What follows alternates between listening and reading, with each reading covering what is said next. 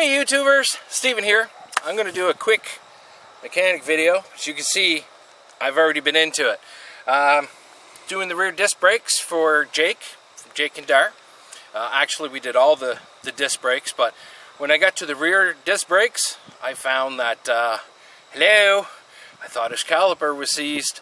Then I had to go digging online. Nothing on YouTube for this 04 Malibu maxx on doing the rear disc brakes. A couple of videos on doing the front.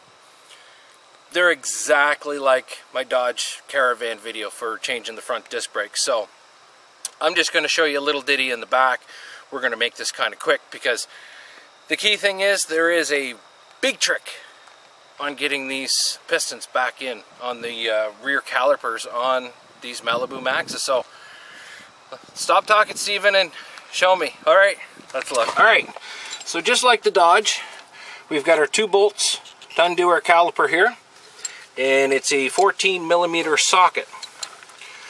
Now in the case, I don't have a small enough extension up here, so I've got to use a wrench. And I have to think of which way it goes. Alright, we need to go down. And basically that's all we're going to do. We're just going to take the calipers off and we'll come back. There we go. Alright, so we got our bolts off and we just basically wiggle the caliper off. Now if you're curious, here's your emergency brake cable. So that's how this works. This is mechanical. There's a big spring back here and it pulls that spring forward and it pushes your caliper out. Now, see how this is notched? This is notched for a reason. We'll come back to that. And here's our brake pads here on the rotor. Now all we're going to do is take them off. I'm not going to bore you with that because these ones are seized in here pretty good. And we'll come back when we're ready to play with the caliper. Action! Clap! Action, yep. Okay everybody, we're back. We've got the new pads on. Alright, they go on just like the Dodge Rams. Now the difference being, I need a 19mm wrench. You can have something on the back as a bar if you want. But this is what I found. One second. Okay. Alright, we see the grooves in here? Yep.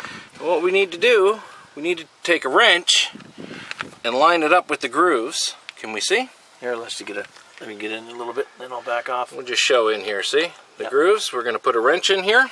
Yep. Now what you got to do is twist and push. We're going to twist and push to the right. It's the same on both sides. And this is how you put the rear caliper back in. Can I get over here? I'm getting in your way, huh? No, you're not in my way. I just want to show them the calipers. Have you got a good shot? Yep. Okay. And once you get it started, it's just easy peasy. Don't even have to put a lot of pressure on it. Just kind of goes in on its own. Once you get it started, it just turns in nicely. I might actually drop that bar. This is how you put the pistons back in a Malibu maxx. And you just keep on turning until it's flush. And it's just about there right now. There is a special tool that you can buy for this. But if you've got a 19mm wrench, why would you bother? Alright, so now we're just going to slide our caliper back on.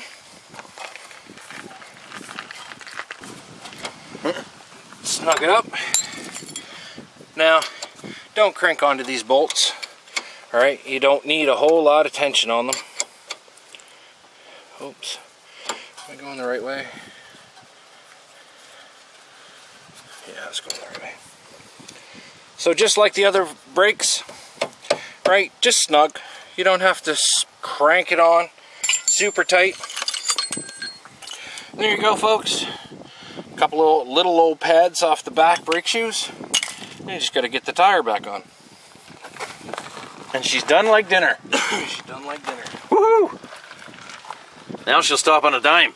I think I got a dime here. I'll try it out. Alright everybody, so backyard mechanics is really just that easy. Sometimes you come across a little problem, and YouTube is my #1 place where I usually go, but I was quite surprised to see no videos on rear disc brakes on the Malibu Maxx and or how to put the piston back in. But a little digging on a Chevy forum, somebody asked the same question, I found it, and now I want to show you because it's a whole lot easier to visually see it than to read. And one of the things on the forum, guys, when you're posting instructions and you say just push and twist, at least give a direction, left or right, because it could be either or, right? But anyways, thanks for watching, everybody. If you get any questions or comments, just stick them down below and I'll try and answer them as best as I can. So till next time, be dirty.